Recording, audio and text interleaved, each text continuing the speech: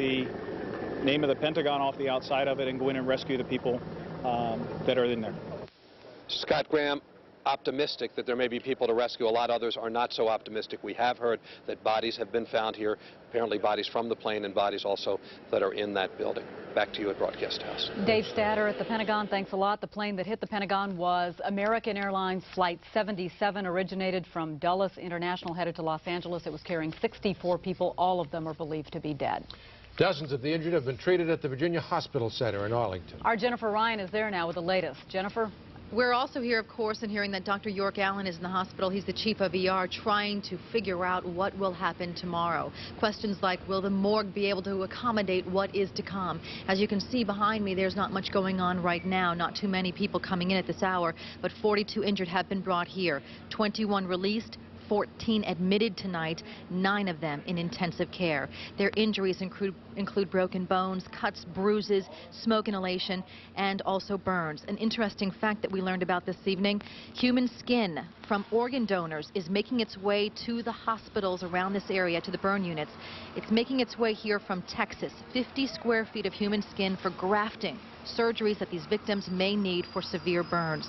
Blood donors have also packed centers around the country, good-hearted Americans who have been asked to donate and who have answered the call tonight. We're hearing at Inova Fairfax, their blood collection site on Woodburn is packed.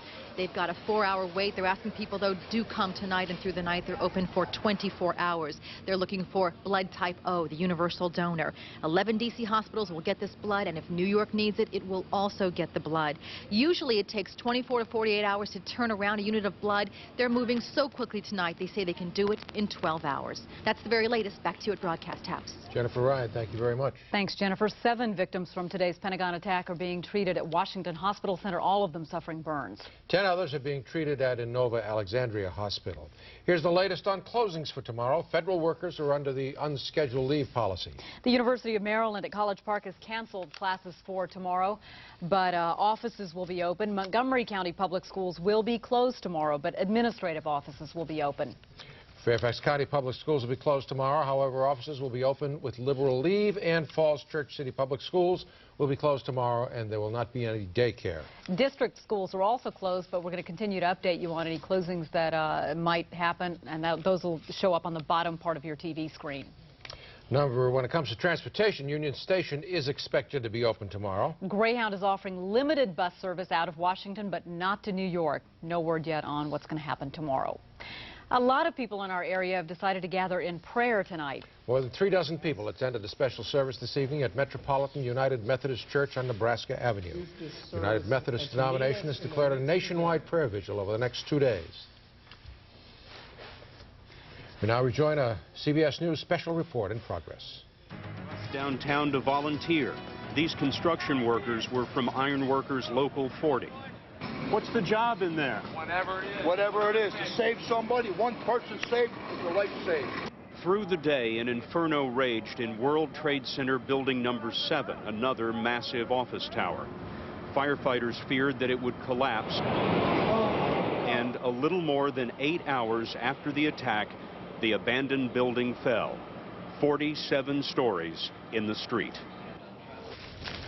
This is what's left of the carefully organized files and lives that were the World Trade Center. Bits of paper blasted into the street, construction dust 1 inch or 2 inches deep everywhere you look. What's eerie about this place now, several hours after the initial disaster, is just how quiet it is. You don't hear any ambulances racing away from the World Trade Center anymore. I saw many injuries. Hundreds, thousands. My eyesight did not see hundreds and thousands. I know that my heart and my brain tells me they were hundreds. We spoke to some firefighters earlier today near the scene of the World Trade Center towers. They told us that they were under the towers when they began to fall, and as they looked up and saw the buildings coming down on top of them, they glanced over their shoulders and saw the entrance to a subway station. They threw themselves down the stairs of the subway. The building collapsed. These firefighters told us they dug themselves out of the subway and went back to work. We talked to those firefighters at the base of World Trade Center Building Number 7. We left them there 1 hour before that building collapsed. We don't know whether they escaped a second time. Dan? Scott Pelley, we know that building number 5 in the World Trade Center complex had the 2 twin towers. They're gone. Building number 7 is gone. But building number 5 was reported hours ago as teetering on the brink of collapse. Any late word on that building, which in most cities would be the tallest building in town? Dan, that building was thoroughly involved in fire when we were down there a couple of hours ago. Firefighters have been virtually helpless to try to drive these fires back because of the magnitude of what is happening, the glass that is continually falling on top of them in the street. We don't know the disposition of World Trade Center building number 5 at this hour, but much of it was blown away. It is difficult to imagine how it could ever survive. It will probably have to be razed at some point. Scott Pelley live on the lower tip of Manhattan. There are indications that many, many people were literally buried alive in the collapse of the buildings today. Some people are still believed to be alive in the rubble.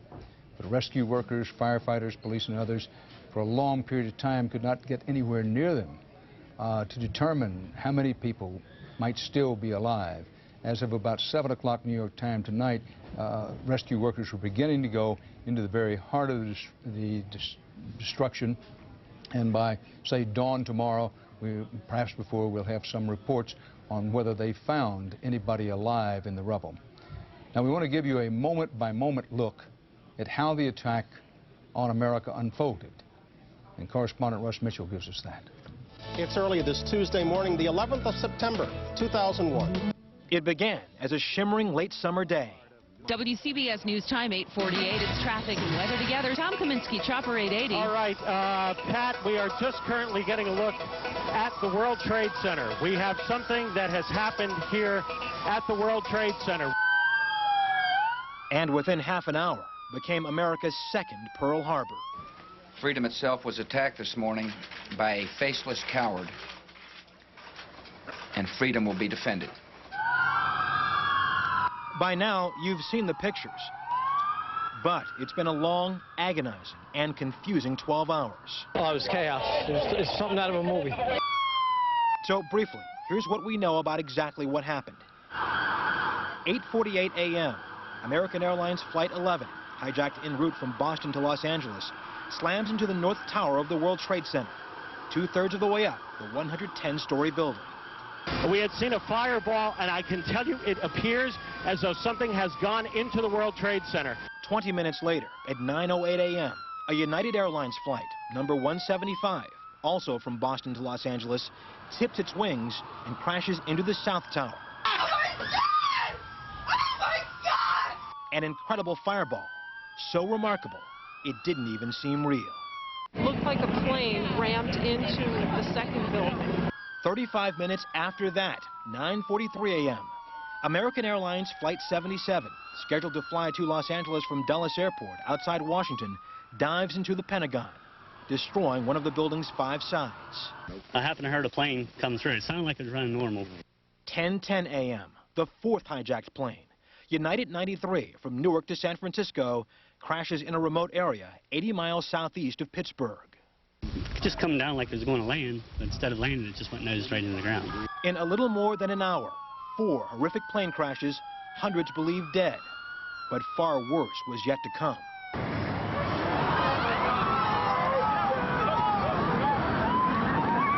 At 10:05 a.m., the South Tower of the World Trade Center, possibly weakened beyond hope by the plane's impact, collapses.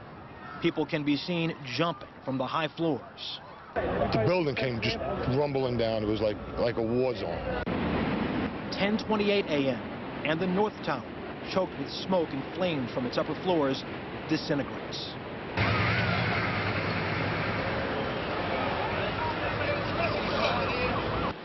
Smoke and ash from the destruction combined to make parts of New York City look like ancient Pompeii after the eruption of Mount Vesuvius. Rescue firemen were coated with thick white dust. This is terrible. We lost tons of guys. We lost tons of guys. Cars were under blankets of ash. Rescuers were just happy to be alive. As for the death toll, even tonight there were no hard numbers. But New York Mayor Rudolph Giuliani feared it might extend into the thousands. Half a world away, there was a far different reaction. Gunmen appearing to applaud today's terrorism. But Palestine Liberation Organization leader Yasser Arafat did not join in. We are completely shocked. Completely shocked. In Afghanistan, a spokesman for the ruling Taliban, who provides sanctuary for terrorist leader Osama bin Laden, said he could not have been behind the attack. Everybody out! Everybody out! Back home, it was as if war had been declared. Ordered that the full resources of the federal government go to help the victims and their families. President Bush spoke to the nation, first briefly in Florida, and later from a military base in Louisiana. The resolve of our great nation is being tested. But make no mistake, we will show the world that we will pass this test. God bless. Then, heading to another military base outside Omaha. The airport's being evacuated. They need to go home. All international flights into the U.S. were diverted to Canada. The FAA stopped every single commercial airplane flight for the first time ever. And terrorism experts made it a point to remind everyone that tomorrow had been set as a sentencing date for an associate of Osama bin Laden for his role in the 1988 bombing of the American embassy in Tanzania. That sentencing had been set for a federal courthouse near the World Trade Center. As the day ended in New York City, another skyscraper in the World Trade Center complex crumbled. Building number 7, 47 stories high. And tonight, while smoke from the collapse of the Twin Towers still lingered over New York City, most who saw and survived this day still had trouble believing what they saw. The phrase you heard over and over again was, "It seemed just like a movie." Rush Mitchell. In Washington, the nerve center of the U.S. military sustained its own swift attack. David Martin, our national security correspondent, has details about what happened at the Pentagon and how the U.S. military might retaliate when retaliation is deemed appropriate. David? Dan, 12 hours after the attack, fires are still burning, although Pentagon officials say the flames are under control and the Pentagon will be open for business tomorrow. We now have new close-up pictures of the damage done by that plane, and Defense Secretary Rumsfeld had a grim warning that casualties will be high. Some people have been lifted out and taken away in ambulances, and the numbers will be calculated, and it will not be a few. The first attack ever on the Pentagon occurred at 9:38 a.m. Eastern Time. Clipped this pole over here, hit another pole and slammed right into the building. Huge explosion, and then utter pandemonium, as you might imagine. I mean, everybody was screaming, "Oh my God." A hijacked American Airlines jet, which had just taken off from Dulles Airport, flew right up the main highway leading north into Washington and straight into the citadel of American military power. There was no doubt about it. It was American Airlines slammed right into the building, and there was no doubt about it. Whoever was piloting that plane was aiming for the Pentagon. Fearful that, like the World Trade Center, a second airliner was on its way, most of the building's 23,000 workers fled. Plane's coming in. Come on. Let's go. Come on. We're not playing around here. Let's go. F-16 fighters circled overhead looking for a second attack, but the damage had already been done. The plane had drilled a hole about a third of the way through the world's largest office building. The wounded were rushed to nearby hospitals as the fire spread and an entire section of the building collapsed, trapping many, many more inside. Arlington search and rescue personnel are just now, and it's about almost 2 o'clock, just now gaining access to portions of the building where the plane hit because the fires were too intense. One ray of hope. The Pentagon is undergoing a major renovation, and some of the offices in the path of the plane were vacant. We're trying to find out who made it out okay and account for the people that may not have made it out. When the plane hit, Defense Secretary Rumsfeld moved from his office on the other side of the building into the National Military Command Center in the basement. With smoke hanging in the air, he ordered aircraft carriers, amphibious ships, cruisers, and destroyers to New York and Washington, where they can serve as floating hospitals, help with the cleanup, and provide air defense against the possibility of more attacks. And the chairman of the Joint Chiefs made a clear threat of military retaliation. I have no intentions of discussing today what comes next. But make no mistake about it, your armed forces are ready. Right now, suspicion focuses on Osama bin Laden, but first things first. The FBI is combing the wreckage for evidence, and all U.S. military bases and embassies are at the highest state of alert. Dan? David Martin reporting again live from the Pentagon. President Bush today called it, quote, a national tragedy, and the president vowed to, quote, hunt down and punish those responsible for the attacks. And there are already indications of who, or at least some of the who may have been behind them. More on that, we turn to Jim Stewart in Washington. Jim? Dan, it didn't take long, and it's unclear whether it will lead to anything, but federal investigators are on the move tonight, serving search warrants and questioning potential accomplices to these attacks. Sources say the first concrete tips were picked up from a study of the flight manifest aboard the doomed aircraft. At least one search, we're being told, is in the Miami area. Meanwhile, intelligence officials say they have now picked up what one official calls significant indicators that the suicide planes were hijacked by members of Al-Qaeda, the terrorist group that reports to Osama bin Laden. Sources describe the intelligence as communications intercepts and said they're not definitive, but they are persuasive. Sensing that bin Laden would quickly become a suspect, Afghanistan's ruling Taliban party, which has been giving him safe refuge, called a press conference. We do not allow Osama bin Laden to operate from our land, the Taliban said, warning the U.S. not to take any, quote, speedy actions to retaliate. Slowly, FBI evidence teams are starting to piece together what happened on the aircraft and zeroing in on how the terrorists pulled off the hijackings. Attorney General John Ashcroft provided one insight when he said that the hijackers of one of the aircraft had apparently sneaked knives through airport security. American Airlines Flight 11 departed Boston for Los Angeles, hijacked by suspects armed with knives. This plane crashed into the World Trade Center. Within minutes of today's attacks, officials were pointing to the 1993 bombing of the World Trade Center by a group with ties to bin Laden, citing it as proof that bin Laden has never given up on his dream to destroy the symbol of America's economic power. And in recent months, analysts say bin Laden has only become more and more sophisticated in his attempts to strike at the United States. They point specifically to his simultaneous attack on 2 U.S. embassies in East Africa.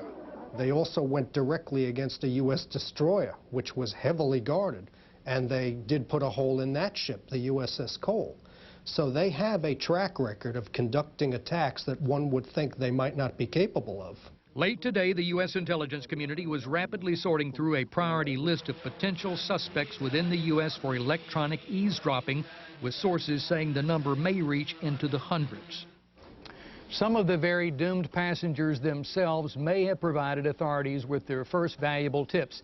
In panic desperation, some of the passengers, including, we're told, the wife of U.S. Solicitor General Ted Olson, called from a cell phone to say their plane had been hijacked. Another passenger called from the restroom at the rear of another aircraft.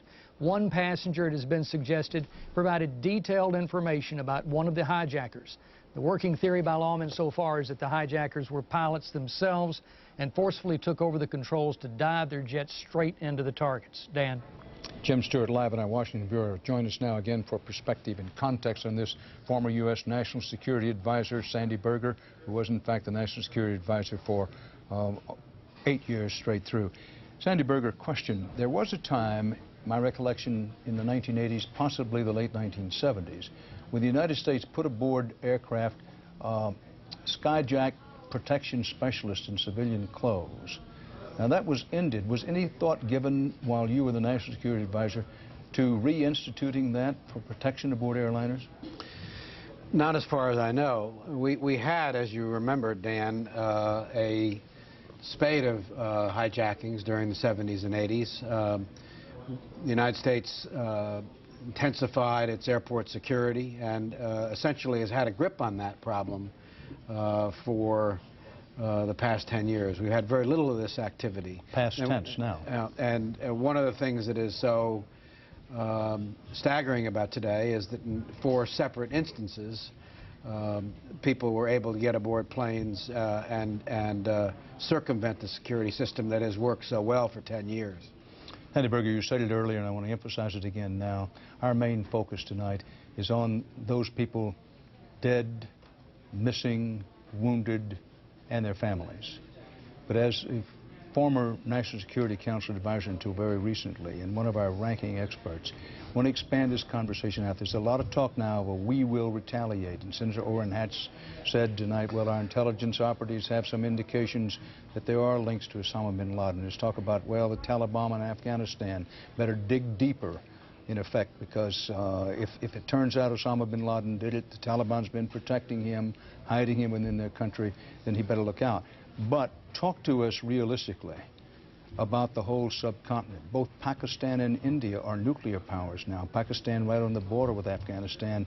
All of this by way of saying, if it's ever decided that Osama bin Laden was responsible for this and he's still in Afghanistan, there are no easy answers about how to get him, how to retaliate.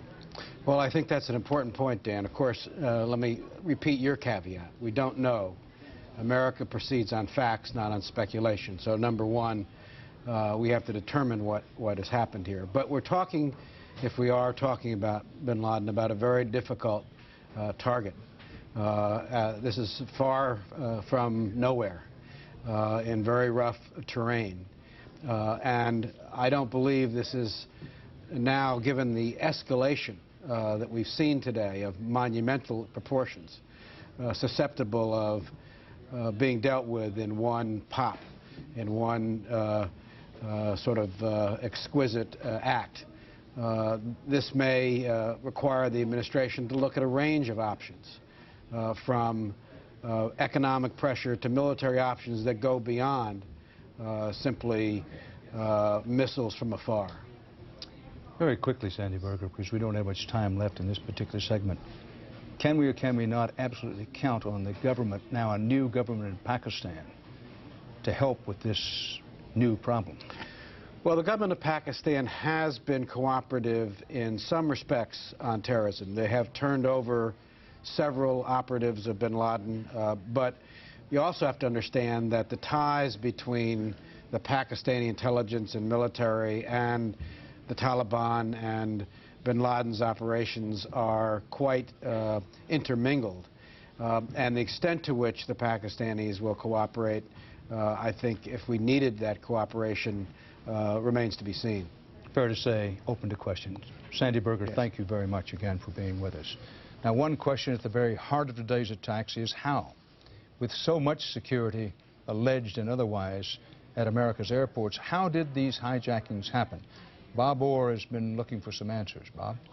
Well, Dan, there's some evidence tonight that the hijackers of at least 2 of the 4 jetliners involved in today's attack used knives to overpower flight attendants and then take control of the cockpits. It obviously was all part of a highly coordinated strike with simultaneous breaches of security at 3 of the nation's busiest airports during the hectic morning rush hour. And the jets targeted belong to American Airlines and United Airlines, 2 of the most powerful symbols of U.S. aviation.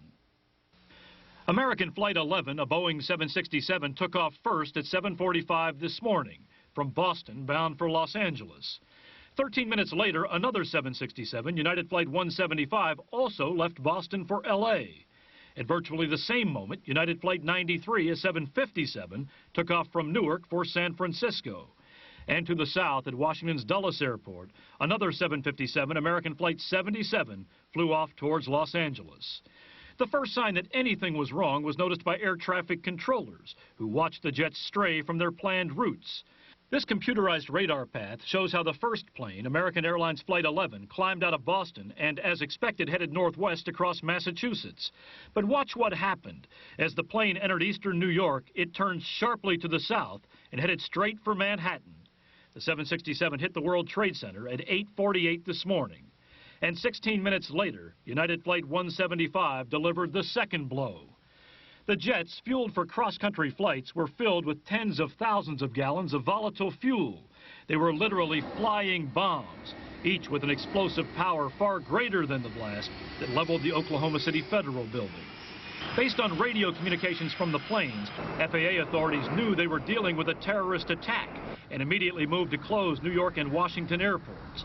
And for the first time in U.S. history, all flights across the country were grounded. The airport's being evacuated. They need to go home. But there were still 2 hijacked jets in the air, and one of them, American Airlines Flight 77, took aim on the Pentagon. It crashed in a fireball at 9:38. Meanwhile, the fourth plane, the flight from Newark to San Francisco, was heading west, and it traveled all the way into northeastern Ohio. The controllers monitoring radar watched as the jet then did a U-turn and headed back towards the East Coast. At 10:20, 2.5 hours after the four-pronged attack was launched, the plane crashed in a rural Pennsylvania field. I happened to hear a plane come through. It sounded like it was running normally. When it come down over top of me, I seen it go nosedive straight into the ground down here. Everything was running fine on the plane, it sounded like. Authorities now say tonight 285 people, it seems, died aboard the airliners. And tonight all flights remain grounded all across the country. Now, the FAA officials say they may reopen the national airspace tomorrow afternoon, but then again they may not. In any case, when the flights do resume, we're told we'll see an unprecedented level of security for U.S. aviation. But even then, it will not be an aviation system that's very well equipped to prevent suicide attacks. Dan? Bob Orr live in Washington. 285 now, the number of people aboard the hijacked planes and presumed dead. Dateline Tokyo, stocks in Tokyo plunged early Wednesday morning. Traders dumped shares, at least partially, if not mostly, in reaction to the terrorist attacks. And Dateline New York City at this hour, a story that will make your spine tingle and the hair raise up on the back of your neck. Authorities say a Munhall, Pennsylvania woman called 911 shortly before 8 p.m. tonight, New York time, saying her brother was, quote, still trapped under 40 feet of rubble near the Forward Hotel in Manhattan. That's in the area where the World Trade Center's buildings collapsed. The 911 coordinator says the victim told his sister he was still trapped under the World Trade Center wreckage. He gave specific directions to where he was located and said he was there with 2 New York City police sergeants and was calling for help. They declined to release the name of the woman, and authorities in New York said they are aware of this report of survivors. Can they get to them in the rubble where they are buried? And if so, can they get to them soon enough? A reminder, you are watching continuing CBS News coverage of the attack on America. Now, we'll be back after a little bit. We'll give you that break for our stations up and down the line, and we'll give another break shortly on. During this minute, let us say to you that we know that there are 285 people aboard the hijacked planes. The belief is they are dead. The numbers of dead in the World Trade Center disaster area, unknown, and it may be unknown for days, although Mayor Rudolph Giuliani has said from mid-morning that we should be prepared for very large casualties. A union firefighters official said that perhaps as many as 200 firefighters may be dead because many of them rushed to the scene immediately when the first plane cracked into the first World Trade Center building. And, well, his speculation was that as many as 200 may be dead. Unquestionably, some New York police and firefighters have lost their lives. We know not how many. At last report, dozens of New York City police officers were missing. Now, again, a reminder for our stations, you're watching continuing CBS News coverage of the attack on America.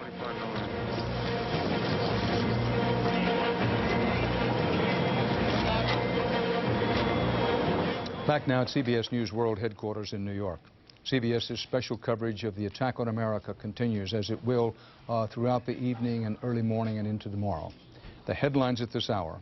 Addressing the nation from the White House tonight, President Bush said thousands of lives were suddenly ended, unquote, in the multiple terror attacks in New York City, the nation's capital, and Pennsylvania, and the Pentagon included on that list.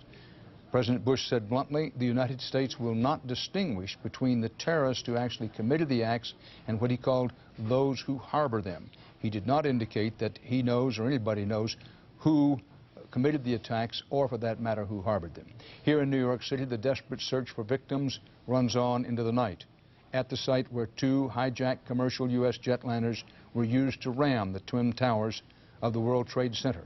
Both towers, where approximately 50,000 people work on the average day, collapsed. A third building in the tower complex, a 47-story building, collapsed there later in the day. President Bush says the death toll is in the thousands. A third hijacked jetliner crashed into the Pentagon, and a fourth hijacked jetliner, possibly being diverted to the Washington area, came down in southwestern Pennsylvania, about 80 miles from Pittsburgh. All told, 285 is the revised upward number of dead on the hijacked planes alone. The FAA has ordered an unprecedented shutdown of air traffic nationwide at least through noon tomorrow. The U.S. military is on worldwide alert. The nation's capital was stunned by the attacks. Government offices were closed and evacuated, but there is every effort being made to show now that the government is still up and running, as Bob Schieffer reports to us now. Bob? Well, Dan, like the other public buildings here in Washington, the Capitol was shut down today, the workers were sent home, and the congressional leaders, in a security measure that has never been used before, were helicoptered away to a secure location. But tonight, in an incredible show of bipartisan resolve, hundreds of members of Congress gathered on the steps of the Capitol to say these acts of terrorism will not stand, the government will continue to operate, and Congress will continue to function, and that the two parties will come together to support the president. When American suffers, and when people perpetrate acts against this country, we as a Congress and as a government stand united. And we stand together. We will speak with one voice to condemn these attacks, to comfort the victims and their families, to commit our full support to the effort to bring those responsible to justice. It was a kind of thing seldom seen here, and in a touching close, they literally sang the praises of their country. God bless America, my home, sweet home.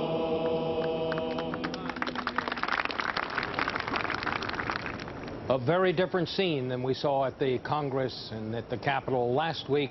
Tonight, Dan, all those arguments about who lost the surplus didn't seem very important anymore.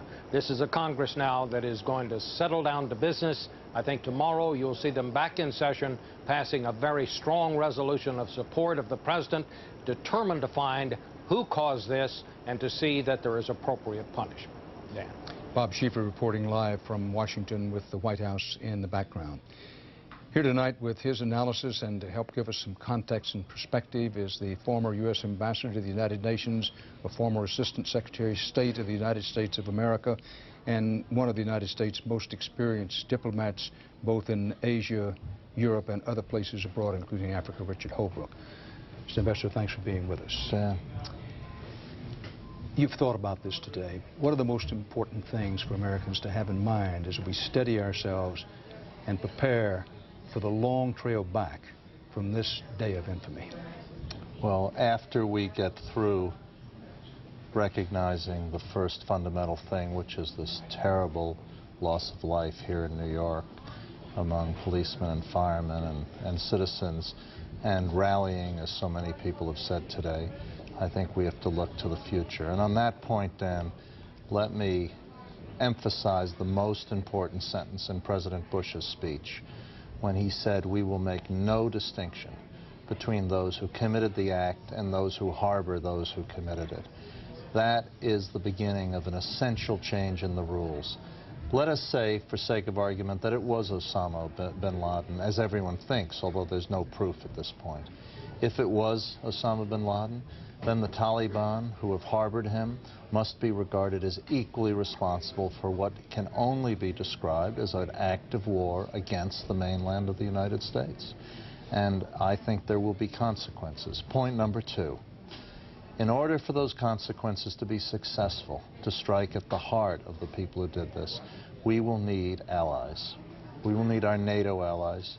We will need the Russians and the Chinese to play their part. Each country has played games in the past, as you well know and as you've reported many times. And you yourself have been in Afghanistan, so you have a unique understanding of what the situation on the ground there is like. And in addition, we will need the support of moderate Arab countries like Egypt and Jordan and others, who are going to have to abandon any pan-Arab solidarity in favor of demonstrating that they will not tolerate an act of war in the United States. Richard Holbrooke, you know the history better than I. That great powers have made efforts to militarily move in Afghanistan. Great Britain in the 19th century, the Soviet Union in the 20th century. Is it or is it not a nightmare scenario that we get unimpeachable evidence that Osama bin Laden was connected to this, and unimpeachable evidence is in Afghanistan, to take on Afghanistan, to talk about retaliation in that terrible, in many ways, nightmarish place?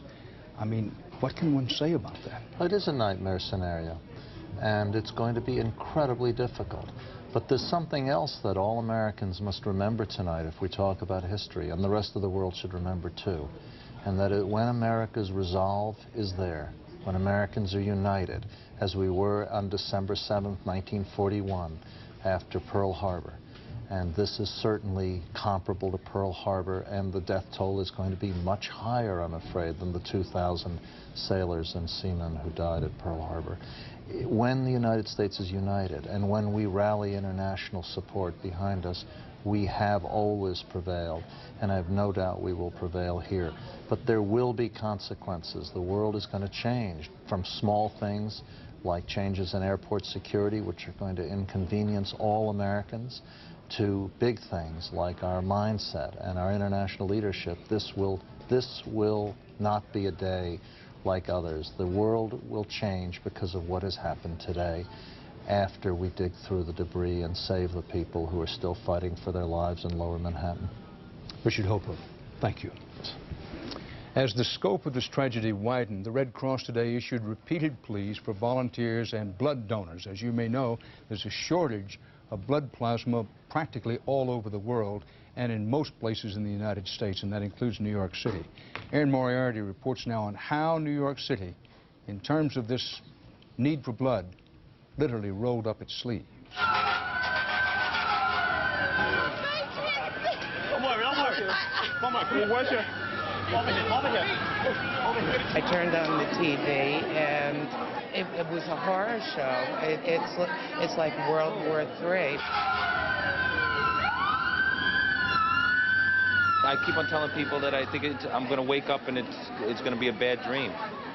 It's going to be a bad dream. And, you know, when you think about all the things that have gone on in our lives, this could be the worst. First thing came to my mind is this is war. You know, it's obviously an act of aggression. It's obviously very well organized. I see a plane falling from the sky. Right in... Yeah! All of a sudden you hear an explosion, and then you can see the building starting to collapse, and then everybody runs up the street. The still billowing smoke is a reminder of just how profoundly changed this city is today. Schools, offices, and stores are all closed. There's no traffic or noise anywhere, not even here on Fifth Avenue. But if the city seems very different today, so do the people who live here. The people who are here for the blood drive are to stay in their seats in the lobby. New Yorkers didn't mind getting in long lines today or giving something away, their blood. I work right down the block, and this is the best thing that we could do to help people out. You know, with tragedy, my brother's a fireman, he's down there, so at this point I think Americans can just get together and, you know, with this such a tragic situation, what else can you do but maybe hopefully save somebody's life by giving blood. Why are you here? Del Zeidman came when she realized she couldn't do anything else to help a friend. A friend of mine worked in the World Trade Center, and that's why I'm here, because it's personal. Elizabeth Whelan and her daughter Christine feared they lost a husband and a father. My husband works in the World Trade Center, and into World Trade Center, and this morning, because he was going to vote, he decided to jog before he went to work. So on my way to work, I saw him jogging outside my office here at 68th and Broadway. So when I got up and heard the news, I knew that he was safe. But my daughter, who lives... I had no idea. I was watching television as the second plane went into World Trade Center. And it was 9 in the morning, so I thought my father was at work. I was frantically calling, hearing his voice on voicemail. And I had no idea whether he was alive or dead. Still a little in shock, they are feeling very, very lucky. We were standing there hugging each other, watching those buildings go down from our apartment building, and it was just the most terrifying thing because he could have been there, he should have been there. It was just a minor miracle he wasn't. No one knows exactly how much blood will be needed. Linda Levi of the New York Blood Center. So our inventory was actually pretty good this week. When you say that, how many days under normal circumstances? We typically like to have at least 5 days of every blood type available, and with that we have a comfortable blood inventory. But an emergency that happened today, that could be gone in a day or even less. When the second explosion occurred, everything went dark. Despite the confusion, despite a wait that often stretched for hours, would like to volunteer for the American Red Cross. there were no complaining New Yorkers. The only harsh words were for those behind the terrorist acts. They've declared war on the United States. Because they've got a nation of 300 million people that are very, very angry at whoever wants to step up and take credit. It may take weeks for the full impact of today's tragedy to sink in. My husband is sitting there contemplating that he has no law practice, that for 30 years he's been going to an office that doesn't exist anymore. And I don't know how he's going to cope with it. I don't know how anyone can cope. I can't believe it. Let's pray. Lord our God, you are always faithful and quick to show mercy. Our brothers and sisters were suddenly and violently taken from us. Which explains one other popular place today, St. Patrick's Cathedral. So many people went to the centers to donate blood that in some places the wait was 7 hours long, and for that reason the New York Blood Center is now asking only people with type O blood, either positive or negative, to go tomorrow.